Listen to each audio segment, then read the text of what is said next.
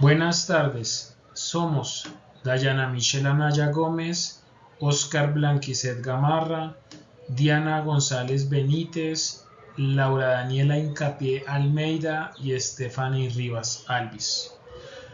Hoy vamos a hablar de un tema complejo pero profundamente fundamental: la opresión. La filosofía de Iris Marion Young nos enseñó que la opresión no es solo un acto aislado de injusticia, sino una estructura que atraviesa nuestras vidas. Ella identificó 5 caras de la opresión. Estas caras son la explotación, la marginación, la carencia de poder, el imperialismo cultural y la violencia. Para explicarlo, hemos decidido hacerlo de manera simbólica y a su vez hemos creado un monstruo. Cada parte del cuerpo, el que hoy representaremos, será enfocado a una de la cara o a una de las caras de la opresión, y al unirlo podemos comprender cómo se sostiene en nuestra sociedad. Este ejercicio busca ayudarnos a reconocerlo y a reflexionar de cómo podemos transformarlo. ¿De qué grado son ustedes? Hola, hoy vengo a hablarles sobre la cabeza, un imperialismo cultural. Imagínense una cabeza que solo tiene un cerebro, pero ese cerebro repite el mismo discurso y no permite otras formas de pensar. Ese es el imperialismo cultural, cuando una visión del mundo se impone como la única válida. En nuestra vida cotidiana esto pasa cuando se valora más el conocimiento europeo o estadounidense que el de nuestros pueblos originados. En la escuela ocurre que cuando los currículos no incluyen lenguas indígenas, ni historias afrocolombianas, ni saberes campesinos, la UNESCO y la Agenda del 2030 insisten en que la educación debe ser intercultural, pero muchas veces seguimos invisualizando nuestras propias raíces, al aceptar que es solo una cultura dominante. Negamos la riqueza de nuestra diversidad. Muy buenas tardes. La educación no cambia el mundo, cambia a las personas que van a cambiar el mundo. Con este aporte de Paulo Freire, quiero hablar un poco sobre la marginación. La marginación es una forma de opresión silenciosa, pero poderosa. Es cuando ciertos grupos o personas son empujados afuera del centro de la sociedad, como si no existieran, como si no merecieran ser vistos, escuchados o tenidos en cuenta. Los ojos del monstruo marginan cuando eligen ver solo lo que les conviene y cuando ignoran o distorsionan la realidad de los demás. Por ejemplo, ven a un joven en un barrio humilde y no ven una oportunidad de sueños de personas, ven un peligro. Ven a una mujer indígena y no ven esos poderes ancestrales el cual nos pueden aportar en nuestra sociedad, sino que solo ven estereotipos.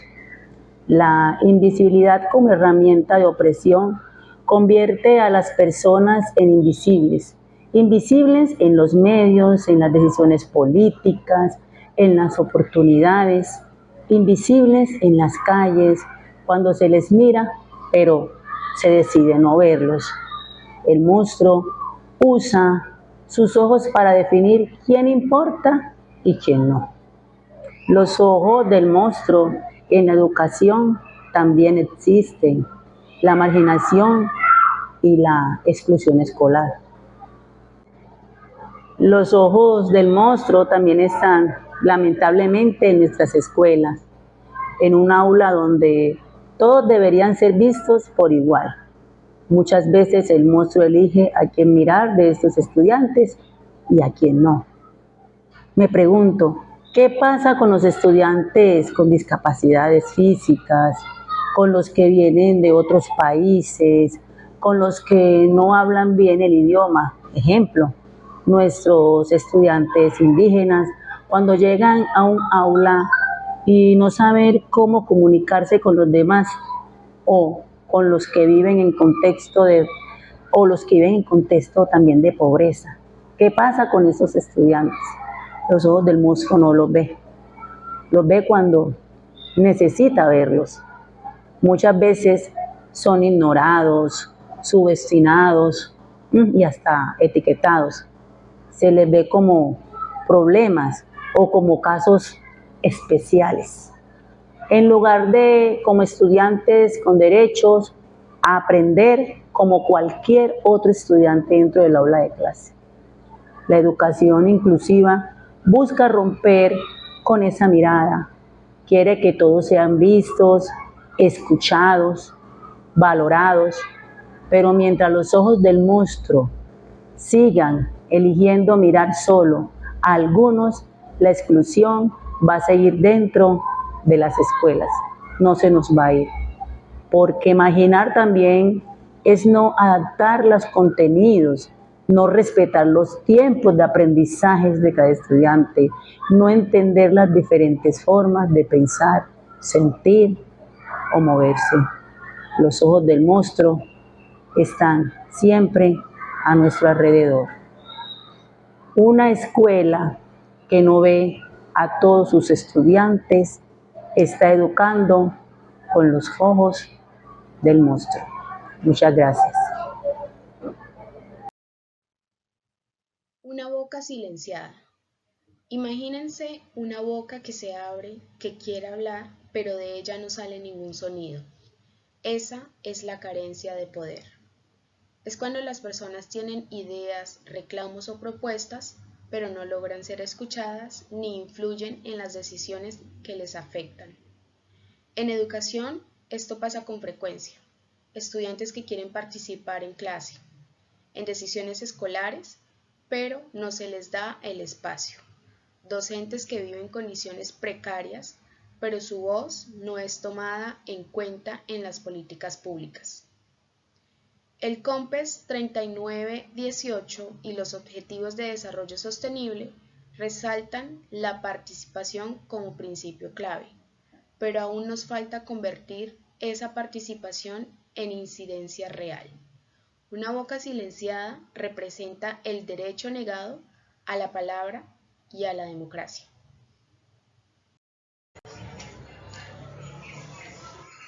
El corazón sobrecargado. Imaginémonos que el corazón de este monstruo late con fuerza, pero no es un latido que dé vida a todos, sino que es desigual. Bombea la energía del trabajo de muchos hacia unos pocos, dejando el resto sin aire.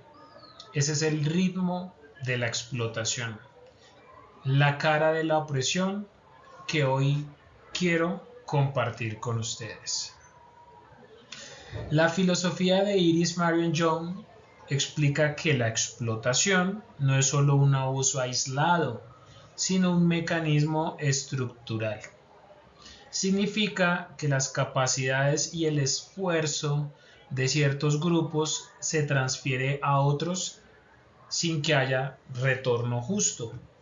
En otras palabras, unos viven bien con privilegios porque otros cargan con el peso de su bienestar.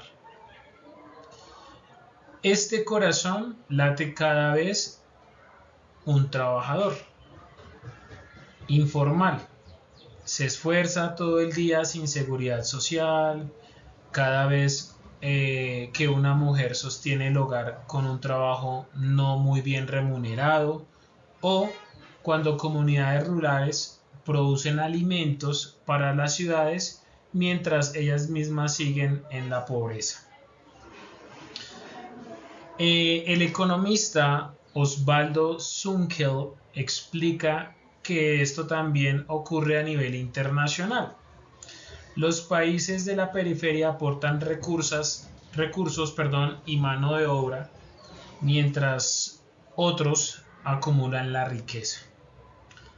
Arturo Escobar lo llama la invención del tercer mundo, donde se impuso la idea del desarrollo para justificar que unos se beneficiaran del trabajo de otros. En ambos casos, el corazón late para mantener una estructura de dependencia. Unos se desgastan y otros prosperan.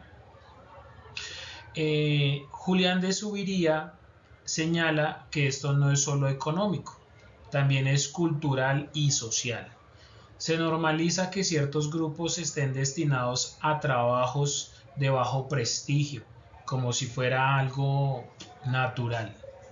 Así el monstruo de la opresión convence a la sociedad de algunos que solo existen pues para sostener a otros.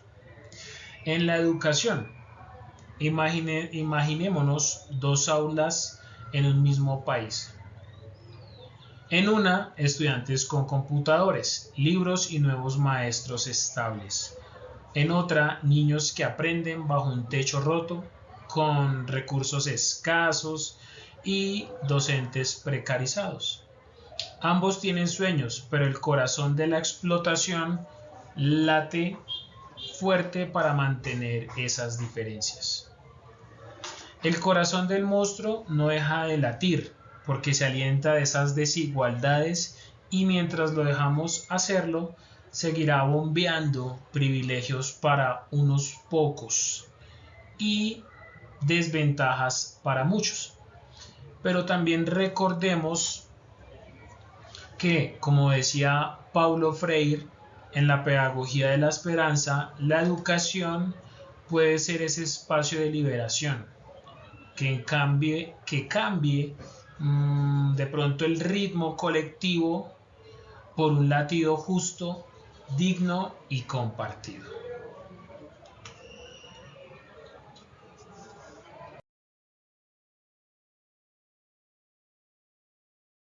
Manos marcadas por la fuerza. Imagínense unas manos que deberían construir y abrazar, pero que están atadas o golpeadas. Eso simboliza la violencia. Según la filósofa Iris Marion Young, la violencia social es un hecho que sucede y que todos saben que volverá a suceder. Es un hecho que está en la imaginación social aún para aquellos que no la llevan a cabo.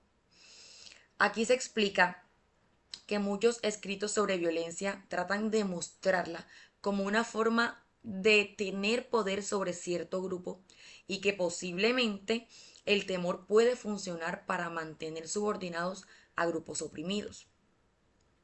Pero que la violencia xenófoba, por ejemplo, no está motivada de esa forma, pues en muchas ocasiones lo que lleva a algunos grupos a cometerla es el odio.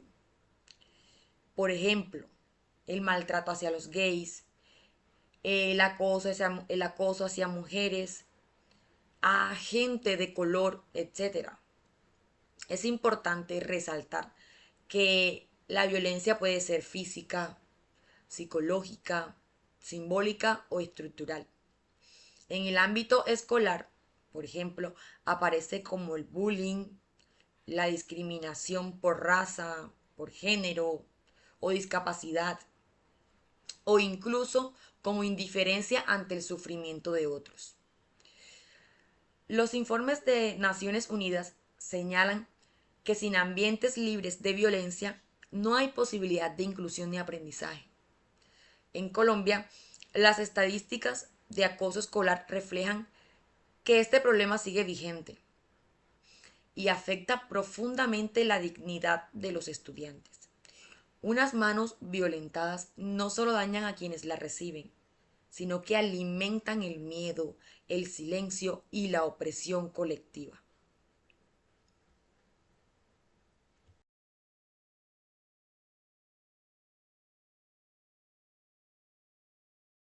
Pies que sostienen desigualdad.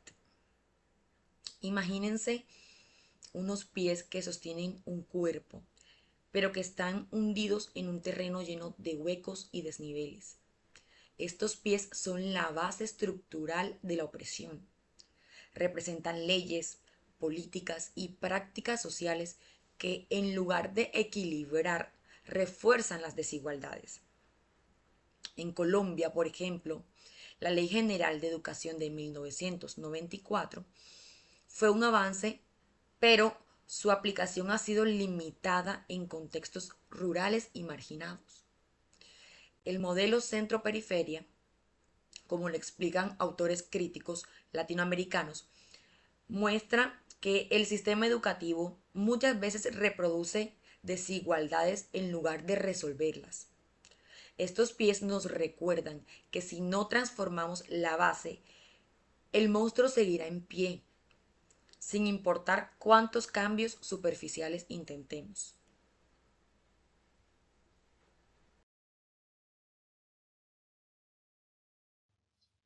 Rompiendo el monstruo. Imagínense que este monstruo no es eterno. Aunque hoy lo vemos armado, cada parte puede ser desmontada, con conciencia, participación y acción. La opresión no se combate con silencio ni indiferencia, sino con reflexión crítica, con políticas que incluyan de verdad y con comunidades que se unan para exigir dignidad. Como recuerda Paulo Freire en La Pedagogía de la Esperanza, la educación debe ser un acto de liberación y como dicen los Objetivos de Desarrollo Sostenible, no podemos hablar de desarrollo sostenible sin justicia social. Nuestro compromiso como educadores y ciudadanos debe ser trabajar para que la escuela y la sociedad no reproduzcan al monstruo, sino que lo transformen en espacios de igualdad, respeto y esperanza.